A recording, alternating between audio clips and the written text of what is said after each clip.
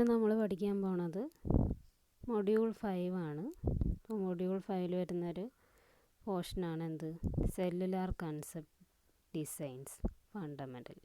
അപ്പോൾ cellular concept എന്താണെന്ന് നമ്മൾ മൊഡ്യൂൾ 4 കുറച്ച് പഠിച്ചായിരുന്നു അല്ലേ. എന്താണ് സെല്ലുലാർ കൺസെപ്റ്റ്, എന്തിനാണ് അത് യൂസ് ചെയ്യുന്നത്, ഇതിനായിരിക്കും യൂസ് ചെയ്യുന്നത് സ്പെക്ട്രൽ കൺജഷൻ, അതുപോലെ യൂസർ കപ്പാസിറ്റി, അങ്ങനെയുള്ള പ്രോബ്ലംസൊക്കെ സോൾവ് ചെയ്യാൻ വേണ്ടിയിട്ടാണ് സെല്ലുലാർ കൺസെപ്റ്റ് യൂസ് ചെയ്തത്. അപ്പോൾ സെല്ലുലാർ കൺസെപ്റ്റ് എന്ന് പറയുന്നത് എന്താണ്, ഒരു സിസ്റ്റം ലെവൽ ഐഡിയ ആണ്. അതെന്തിനെ റീപ്ലേസ് ചെയ്യും, സിംഗിൾ അല്ലെങ്കിൽ ഹൈ പവർ ട്രാൻസ്മിറ്റേഴ്സിനെ റീപ്ലേസ് ചെയ്തുകൊണ്ട് ചെറിയ പവറുള്ള ട്രാൻസ്മിറ്റേഴ്സ് യൂസ് ചെയ്യുന്നു. അതാണ് അതിൻ്റെ ഒരു പെക്യുലാരിറ്റി. ഓരോ ട്രാൻസ്മിറ്റേഴ്സും ഓരോ പർട്ടിക്കുലർ കവറേജ് ഏരിയ ആയിരിക്കും കവർ ചെയ്യുന്നത്. എന്നിട്ട് എന്ത് ചെയ്യും, നമ്മൾ ഓരോ സെൽസിലും ഓരോ ബേസ് സ്റ്റേഷൻസ് പ്രൊവൈഡ് ചെയ്യും. ആ ബേസ് സ്റ്റേഷൻസ് ഒരു പർട്ടിക്കുലർ ഏരിയ എന്ത് ചെയ്യും, കവർ ചെയ്യും. അപ്പോൾ സർവീസിൻ്റെ ഡിമാൻഡ് ഇൻക്രീസ് ചെയ്യുന്നതനുസരിച്ച് നമുക്ക് ഈ നമ്പർ ഓഫ് ബേസ് സ്റ്റേഷനും എന്ത് ചെയ്യാം, ഇൻക്രീസ് ചെയ്യാം. അങ്ങനെ ചാനൽ കപ്പാസിറ്റി എന്ത് ചെയ്യാം, ഇൻക്രീസ് ചെയ്യാം.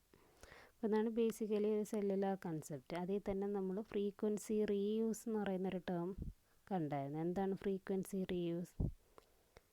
എന്ത് ചെയ്യുന്നു, നമ്മൾ പറഞ്ഞു ഓരോ സെല്ലിനും എന്താണ് ഓരോ ബേസ് സ്റ്റേഷൻ ഉണ്ടായിരിക്കും. ഓരോ സെല്ലിലും നമ്മൾ ഓരോ ഫ്രീക്വൻസി ആയിരിക്കും അസൈൻ ചെയ്യുന്നത്.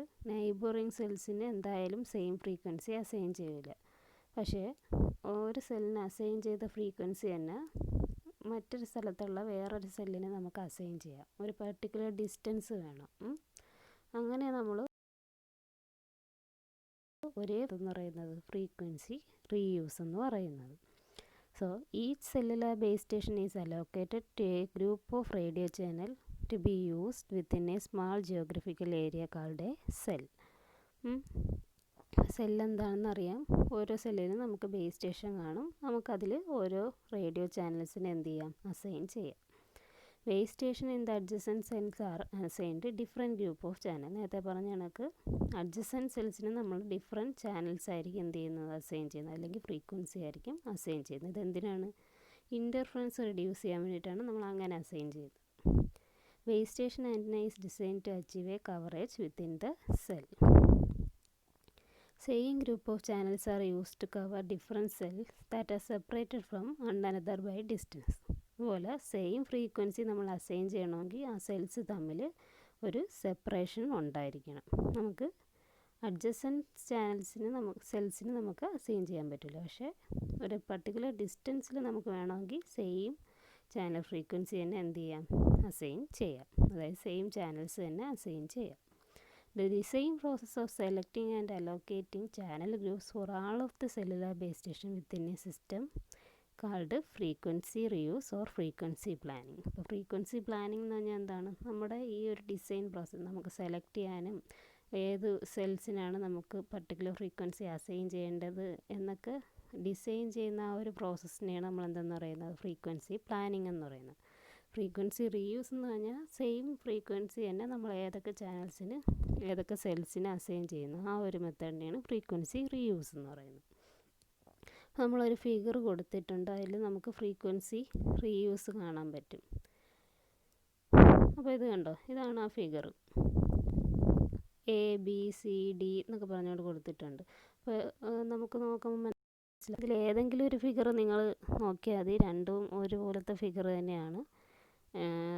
ലെഫ്റ്റ് കൊടുത്തേക്കുന്നത് റൈറ്റ് കൊടുക്കുന്നത് രണ്ട് സെയിം തന്നെ.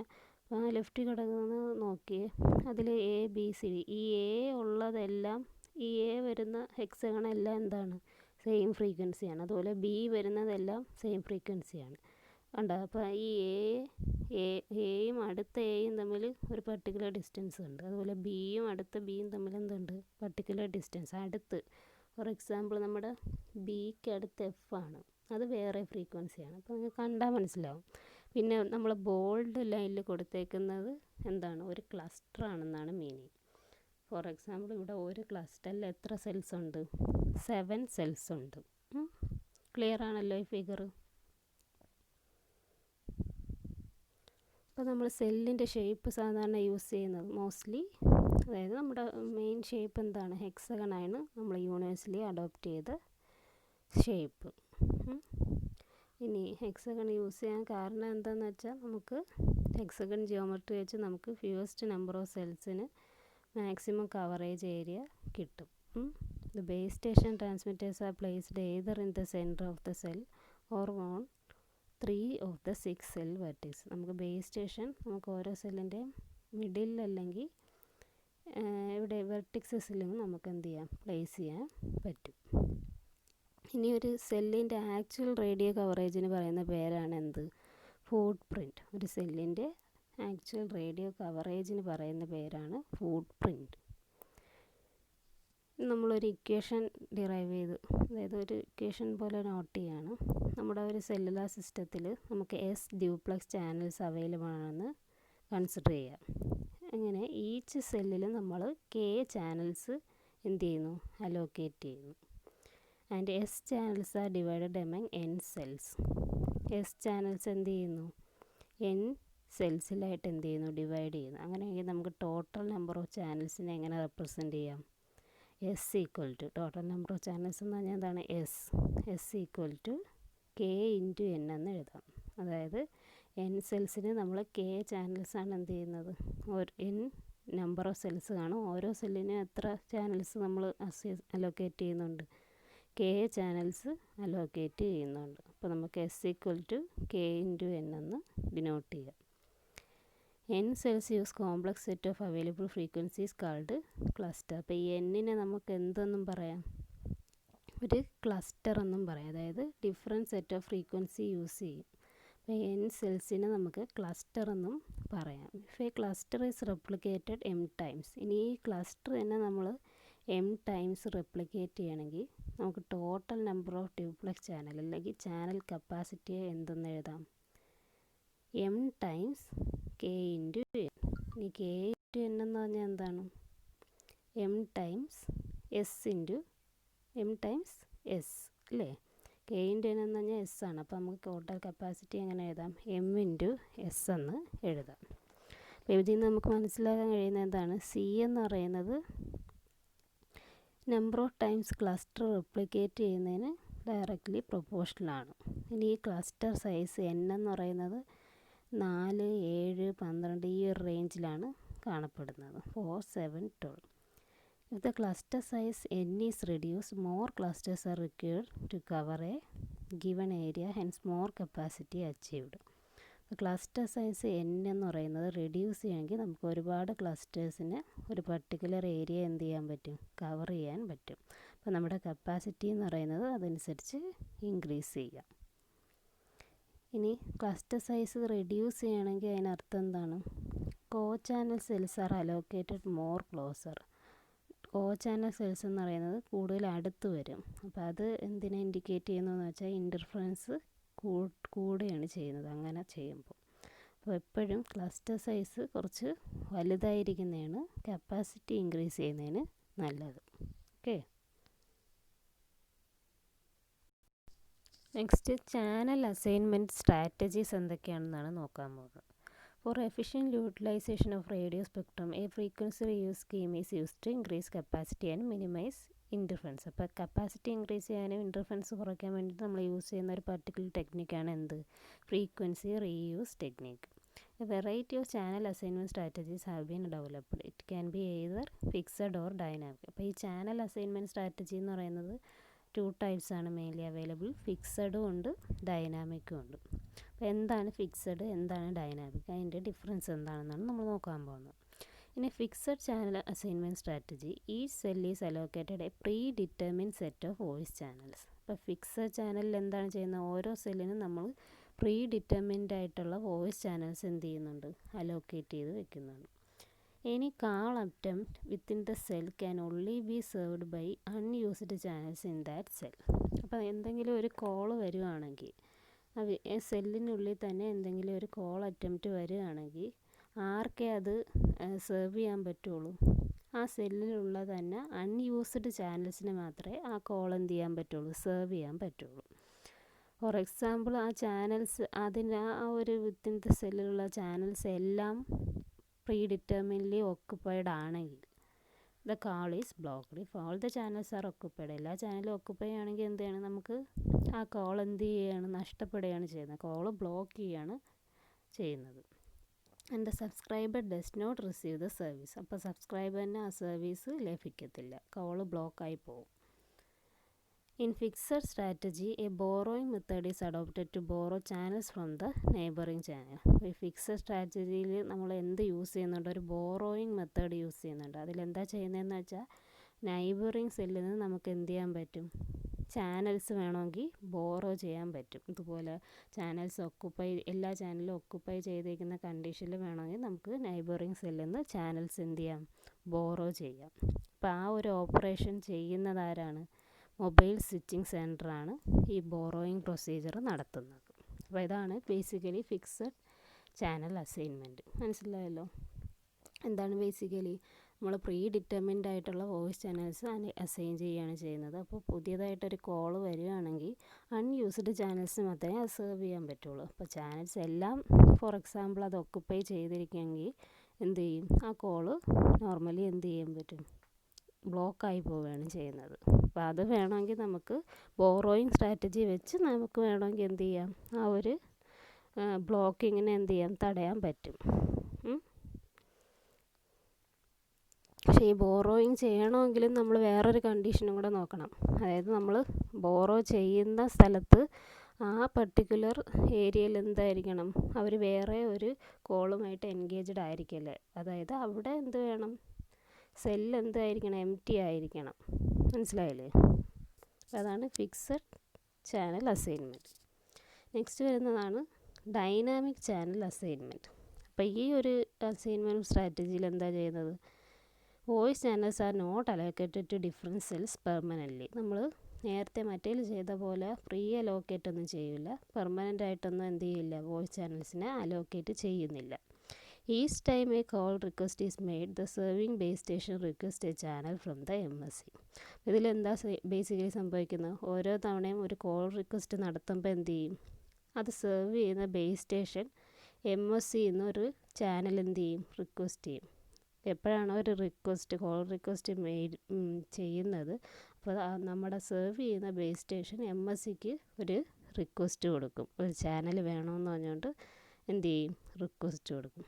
അന്നേരം എന്ത് ചെയ്യും, MSC allocates a channel to the requested call. ആ റിക്വസ്റ്റ് ചെയ്ത കോൾ അനുസരിച്ച് ഒരു ചാനൽ അങ്ങ് MSC അലോക്കേറ്റ് ചെയ്യുകയാണ് ചെയ്യുന്നത്, following an algorithm for future procedure.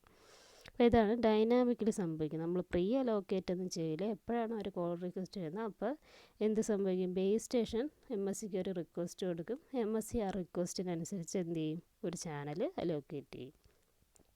The dynamic procedure reduce the likelihood of blocking. അപ്പോൾ ഇങ്ങനെ ഒരു പ്രോസസ്സ് ആകുമ്പോൾ എന്താണ്, നമ്മുടെ ബ്ലോക്കിംഗ് എന്ന് പറയുന്ന ആ ഒരു പ്രോബിലിറ്റി എന്താണ്, കുറവാണ്. Which increases the capacity of the system. അന്നേരം എന്ത് ചെയ്യും, കപ്പാസിറ്റി ഇമ്പ്രൂവ് ചെയ്യുകയാണ് ചെയ്യുന്നത്. And all available channels in the market are accessible to all the cells. അപ്പോൾ നമുക്ക് എല്ലാ ചാനൽസും നമുക്ക് എന്ത് ചെയ്യാൻ പറ്റും, എല്ലാ സെൽസുമായിട്ട് ആക്സസ് ചെയ്യാൻ പറ്റും. It require MSC to collect real time data, traffic distribution, signal strength indication and etcetera. അപ്പോൾ അതിൽ മെയിനായിട്ട് ചെയ്യേണ്ട ഒരു ഇത് വരുന്നതെന്ന് പറയുന്നത് MSCക്ക് എന്ത് ചെയ്യണം, റിയൽ ടൈം ആയിട്ടുള്ള ഡാറ്റ കളക്ട് ചെയ്യേണ്ട ആവശ്യമുണ്ട് അല്ലേ. കാരണം MSC ആണ് എന്ത് ചെയ്യുന്നത്, ചാനൽ അലോക്കേറ്റ് ചെയ്യുന്നത്. അതുകൊണ്ട് MSCക്ക് എന്ത് ചെയ്യണം, അപ്പോൾ ഉള്ള ഡാറ്റ എന്ത് ചെയ്യണം, കിട്ടിക്കൊണ്ടിരിക്കണം, അല്ലെങ്കിൽ അതിന് കളക്ട് ചെയ്തുകൊണ്ടിരിക്കണം. അത്രയാണ് ഡൈനാമിക് ചാനൽ അസൈൻമെൻറ്റിൽ വരുന്നത്. അപ്പോൾ ഇതാണ് 2 types of channel assignment strategies. Clear ആണല്ലോ? ഓക്കെ. നെക്സ്റ്റ് വരുന്നൊരു ടോപ്പിക്കാണ് ഹാൻഡ് ഓഫ് സ്ട്രാറ്റജീസ്. അപ്പോൾ ഹാൻഡ് ഓഫ് എന്താണെന്ന് നമ്മൾ കഴിഞ്ഞ മൊഡ്യൂളിലേ കണ്ടല്ലേ. ഒരു മൊബൈൽ എന്ത് ചെയ്യാണ്, ഒരു പർട്ടിക്കുലർ ഏരിയയിൽ നിന്ന് മറ്റൊരു ഏരിയയിലോട്ട് പോകുമ്പോൾ ഇത് സംഭവിക്കും, അവിടെയുള്ള ബേസ് സ്റ്റേഷൻ ആ കോള് അപ്പുറത്തെ ഏരിയയിലുള്ള ബേസ് സ്റ്റേഷൻ എന്ത് ചെയ്യുന്നു, ഹാൻഡ് ഓവർ ചെയ്യുന്നു, ആ കോള് കട്ടാവാതിരിക്കാൻ വേണ്ടിയിട്ട്. അതാണ് എന്ത്, ഹാൻഡ് ഓഫ് എന്ന് പറയുന്നത്. അപ്പോൾ നമുക്ക് നോക്കാം.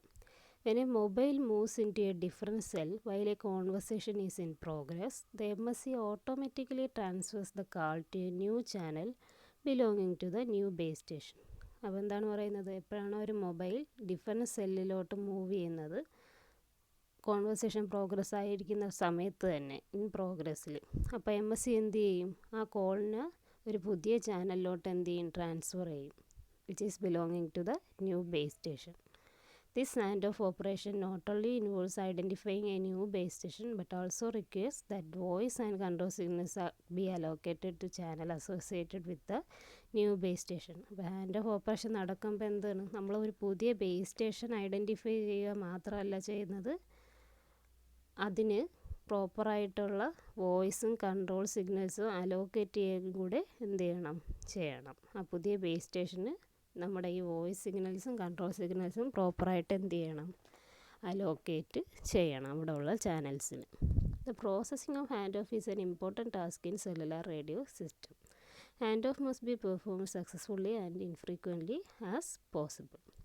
In order to meet these requirements, system designers must specify an optimum signal level to initiate the handoff. അപ്പോൾ പ്രോപ്പറായിട്ടൊരു ഹാൻഡ് ഓഫ് നടക്കണമെങ്കിൽ സിസ്റ്റം ഡിസൈനേഴ്സ് ഒരു ഒപ്റ്റിമൽ സിഗ്നൽ ലെവൽ എന്ത് ചെയ്യണം, സ്പെസിഫൈ ചെയ്യണം. ഒരു പർട്ടിക്കുലർ സിഗ്നൽ ലെവലിൽ എത്തിയാലേ, അല്ലെങ്കിൽ അതിനുള്ളിൽ നിന്നാലേ എന്ത് ചെയ്യാൻ പറ്റുള്ളൂ, നമുക്ക് ഹാൻഡ് ഓഫ് ഇനിഷ്യേറ്റ് ചെയ്യാൻ പറ്റുള്ളൂ.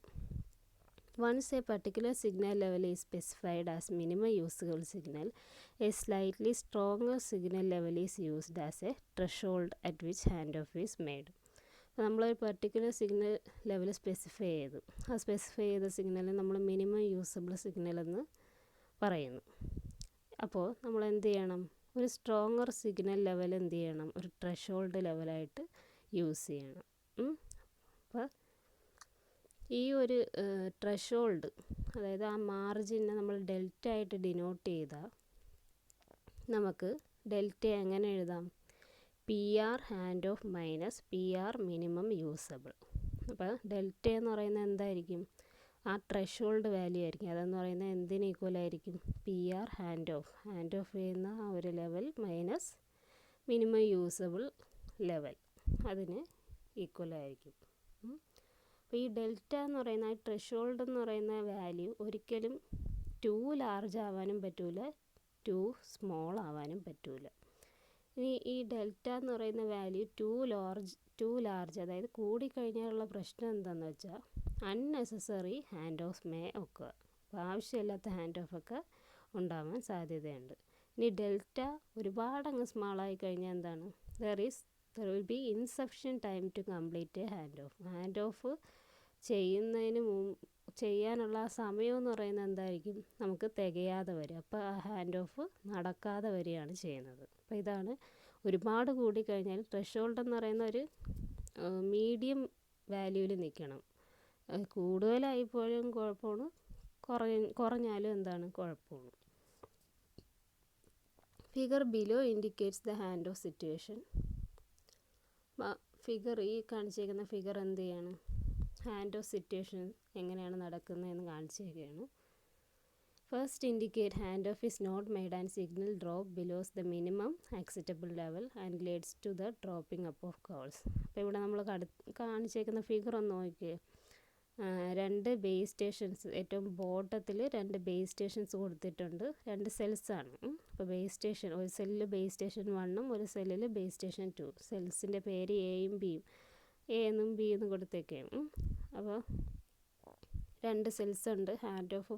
അപ്പോൾ ആ സെല്ല് എന്ന് ബിയിലോട്ട് ഒരു മൊബൈൽ സ്റ്റേഷൻ മൂവ് ചെയ്യണമെങ്കിൽ ആ പർട്ടിക്കുലർ എന്ത് ചെയ്യണം, അവിടെ നിന്നുള്ള ബേസ് സ്റ്റേഷൻ ഇപ്പോഴത്തെ ബേസ് സ്റ്റേഷനിലോട്ട് കോൾ എന്ത് ചെയ്യണം, ഹാൻഡ് ഓവർ ചെയ്യണം. അപ്പോൾ ആ ഹാൻഡ് ഓഫ് നടക്കണമെങ്കിൽ ഒരു പർട്ടിക്കുലർ സിഗ്നൽ ഉള്ളിൽ എന്ത് ചെയ്യണം, ആ സിഗ്നൽ വന്ന് നിൽക്കണം. അപ്പോൾ ആ ഒരു ഗ്രാഫാണ് കൊടുത്തേക്കുന്നത്. ആദ്യത്തെ കൊടുത്തേക്കുന്നത് ഹാൻഡ് ഓഫ് സിറ്റുവേഷൻ ഇംപ്രോപ്പർ ആയിട്ടുള്ളതും, രണ്ടാമത്തത് പ്രോപ്പർ ഹാൻഡ് ഓഫ് സിറ്റുവേഷനുമാണ് ആ ഗ്രാഫ് കൊടുത്തേക്കുന്നത്. അപ്പോൾ ഫസ്റ്റ് ഫിഗറിൽ നിന്ന് നോക്കുമ്പോൾ നമ്മൾ നോക്കിക്കും, ഒരു ലെവൽ അറ്റ് പോയിൻ്റ് എ കൊടുത്തിട്ടുണ്ട്, ഒരു ഹാൻഡ് ഓഫ് ത്രഷോൾഡ് കൊടുത്തിട്ടുണ്ട്, minimum acceptable level two maintain A call എന്ന് പറഞ്ഞുകൊണ്ട് ഒരു ഡോട്ട് കൊടുത്തിട്ടുണ്ട്, പിന്നെ ലെവൽ അറ്റ് പോയിൻ്റ് ബി എന്നും കൊടുത്തിട്ടുണ്ട്. അപ്പോൾ നമ്മൾ കണ്ട ആ ഒരു ലൈൻ എന്ന് പറയുന്നത് സ്ട്രെയിറ്റ് ഒരു വളഞ്ഞൊരു ലൈൻ, അതായത് ലെവൽ ഓഫ് പോയിൻ്റ് ഒരു സ്ട്രെയിറ്റ് ലൈൻ, ആ മിനിമം അക്സെപ്റ്റബിൾ ലെവലിൽ നിന്നും താഴോട്ടാണ് ആ ഒരു സിഗ്നൽ ലെവൽ വന്നിരിക്കുന്നത്. അതായത് received signal level minimum acceptable ലെവലിനേക്കാളും ബിലോ ആയിട്ടാണ് പോയേക്കുന്നത്. കണ്ടോ? അപ്പോഴാ level of point B call എന്ത് ചെയ്യാണ്, ടെർമിനേറ്റ് ചെയ്ത് പോവുകയാണ്. കാരണം മിനിമം അക്സെപ്റ്റബിൾ ലെവലിനേക്കാളും താഴ്ന്നു കഴിഞ്ഞാൽ നമുക്ക് ഹാൻഡ് ഓഫ് നടക്കത്തില്ല. And the signal drops below the minimum acceptable. When the signal drops below the minimum acceptable level, handoff is not made and leads to dropping up of the calls. Excessive delay may occur during high traffic condition due to large loading of MSC. In order to overcome this, the base station monitors the signal level for certain period of time before handoff is initiated. The average measurement of signal strength is optimized so that unnecessary handoffs are avoided. The length of time needed to decide the necessity of handoff depends upon the speed of the vehicle. The information about the vehicle useful for handoff decision. അപ്പോൾ വെഹിക്കിളിൻ്റെ, അതായത് ആ മൊബൈലിൻ്റെ information നമുക്ക് hand of decision നടത്താൻ വേണ്ടിയിട്ട് useful ആണ്. ആ ഒരു ഇൻഫർമേഷൻ എപ്പോഴും ആവശ്യമാണ്. അപ്പോൾ പ്രോപ്പർ ഹാൻഡ് ഓഫ് നടക്കുമ്പോൾ ഉള്ള ഒരു ഫിഗർ കണ്ടോ? അതിലെന്താണ്, ആ നമ്മുടെ റിസീവ്ഡ് സിഗ്നൽ ലെവൽ എന്ന് പറയുന്നത് മിനിമം അക്സെപ്റ്റബിൾ ലെവലിനേക്കാളും കൂടുതലായിട്ടാണ് പോണത്. അതായത് അതിൽ നിന്ന് താഴോട്ട് പോകണില്ല. അതുകൊണ്ട് തന്നെ പ്രോപ്പറായിട്ട് എന്ത് ചെയ്യുന്നുണ്ട്, ആ ഹാൻഡ് ഓഫ് നടക്കുകയാണ് ചെയ്യുന്നത്. അപ്പോൾ രണ്ട് ഫിഗറും കമ്പയർ ചെയ്യുമ്പോൾ നിങ്ങൾക്ക് ആ ഒരു വ്യത്യാസം മനസ്സിലാവും. The time over which a call maintained without handoff is called dwell time. അപ്പോൾ ഹാൻഡ് ഓഫ് നടക്കാതെ തന്നെ എത്ര സമയം വരെ നമുക്ക് ഒരു കോള് മെയിൻറ്റെയിൻ ചെയ്യാം, അല്ലെങ്കിൽ ആ ഒരു ടൈം എത്ര ടൈം വരെ ഒരു കോള് നിൽക്കാം, ആ ഒരു ടൈമിനെയാണ് ഡ്വെൽ ടൈം എന്ന് പറയുന്നത്. അതായത് ഹാൻഡ് ഓഫ് നടക്കാതെ തന്നെ ഒരു കോൾ എത്ര സമയം വരെ മറ്റൊരു സെല്ലിലോട്ട് പോകുമ്പോൾ മെയിൻറ്റെയിൻ ചെയ്യാം, അതിനെയാണ് ഡ്വെൽ ടൈം എന്ന് പറയുന്നത്. The time depends upon the propagation, interference, distance and other factors. ഈ ടൈം എന്ന് പറയുന്ന പല ഫാക്ടേഴ്സിനെ ഡിപ്പെൻഡ് ചെയ്ത് നിൽക്കും.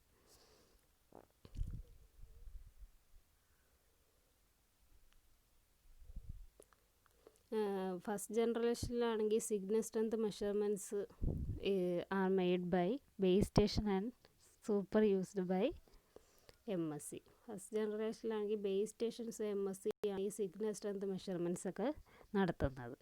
സെക്കൻഡ് ജനറേഷൻ ആയപ്പോൾ ഈ ഹാൻഡ് ഓഫ് ഡിസിഷൻസൊക്കെ ഡയറക്റ്റ്ലി മൊബൈൽ തന്നെ എന്ത് ചെയ്തു ചെയ്യാൻ തുടങ്ങി. അതിനെയാണ് മൊബൈൽ അസിസ്റ്റഡ് ഹാൻഡ് ഓഫ് എന്ന് പറയുന്നത്.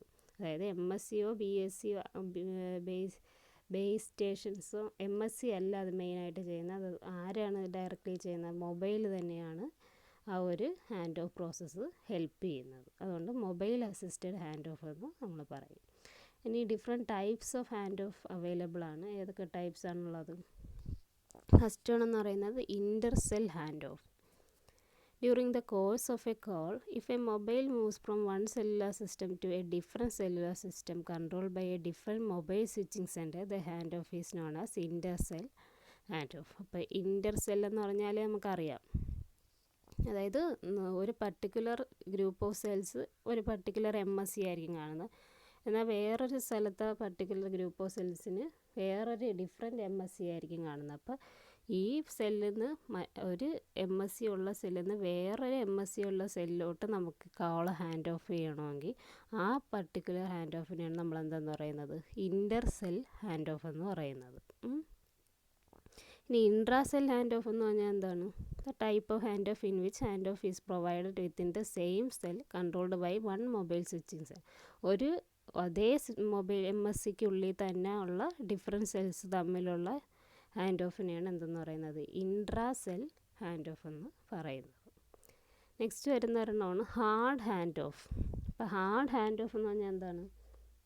The channel in the source cell is released and only then the channel in the target cell is engaged. It is also called break before make. അപ്പോൾ hard hand of എന്ന് പറഞ്ഞാൽ അതിൻ്റെ ഒരു technical term എന്താണ്? അതിൻ്റെ ഒരു meaning break before make. അപ്പോൾ ഒരു ഹാൻഡ് ഓഫ് നടക്കുന്നതിന് മുമ്പേ തന്നെ ആ ഇനിഷ്യലി ഉള്ള ബേസ് സ്റ്റേഷനുമായിട്ടുള്ള ആ കണക്ഷൻ നമ്മൾ എന്ത് ചെയ്യുന്നു, ബ്രേക്ക് ചെയ്യുന്നു. എന്നിട്ടേ നമ്മൾ അപ്പുറത്തെ സെല്ലിൽ ബേസ് സ്റ്റേഷനുമായിട്ട് കണക്ഷൻ അല്ലെങ്കിൽ ആ ഹാൻഡ് ഓഫ് നടത്തുകയുള്ളൂ. മനസ്സിലായില്ലേ? ചാനലിൻ്റെ സോഴ്സ് സെൽ, അതായത് സോഴ്സിലുള്ള ചാനലിൽ നമ്മൾ റിലീസ് ചെയ്തിട്ട് മാത്രമേ ടാർഗറ്റ് സെല്ലിലുള്ള ചാനലുമായിട്ട് എൻഗേജ് ചെയ്യുള്ളൂ. അതിനെയാണ് ബ്രേക്ക് ബിഫോർ മേക്ക് എന്ന് പറയുന്നത്. ഇനി സോഫ്റ്റ് ഹാൻഡ് ഓഫ് എന്ന് പറഞ്ഞാൽ അതിൻ്റെ നേരെ റിവേഴ്സ് പ്രോസസ്സാണ്. അതായത് മേക്ക് ബിഫോർ ബ്രേക്ക്. ബ്രേക്ക് ചെയ്യുന്നതിന് മുമ്പേ നമ്മൾ കണക്ഷൻ മേക്ക് ചെയ്യണം. അതായത് ഇനിഷ്യലി ഉള്ള ബേസ് സ്റ്റേഷനുമായിട്ടുള്ള കണക്ഷൻ ബ്രേക്ക് ചെയ്യുന്നതിന് മുമ്പേ തന്നെ ഹാൻഡ് ഓഫ് നടന്നിരിക്കണം. ഹാൻഡ് ഓഫ് നടന്നിട്ട് മാത്രമേ ആ ഇനിഷ്യലുമായിട്ടുള്ള കണക്ഷൻ ബ്രേക്ക് ചെയ്യാവുള്ളൂ. അതായത് the channel in the source cell is retained and used for A while in parallel with the channel in the target cell. അപ്പോൾ ഇതിനെ make before break എന്നും പറയും. അപ്പോൾ ഇതാണ് different types of hand of. പിന്നെ ഒരെണ്ണം പറഞ്ഞേക്കുന്നത് മാഹോ മെത്തേഡ് നമുക്ക് എന്തായിരിക്കും, ഫാസ്റ്റർ റേറ്റിൽ നമുക്ക് ഹാൻഡ് ഓഫ് ചെയ്യാൻ സ്യൂട്ടബിളാണ്. അതുപോലെ മൈക്രോ സെൽ കൺസെപ്റ്റിലൊക്കെ കൂടുതൽ യൂസ് ചെയ്യുന്നത് മാഹോ കൺസെപ്റ്റ് ആണ്. മൈക്രോ സെൽ എന്താണെന്നൊക്കെ നമ്മളിനി പഠിക്കുന്നുണ്ട്. അപ്പോൾ ഇത്രയാണ് ഒരു ബേസിക് കാര്യങ്ങൾ വരുന്നത്.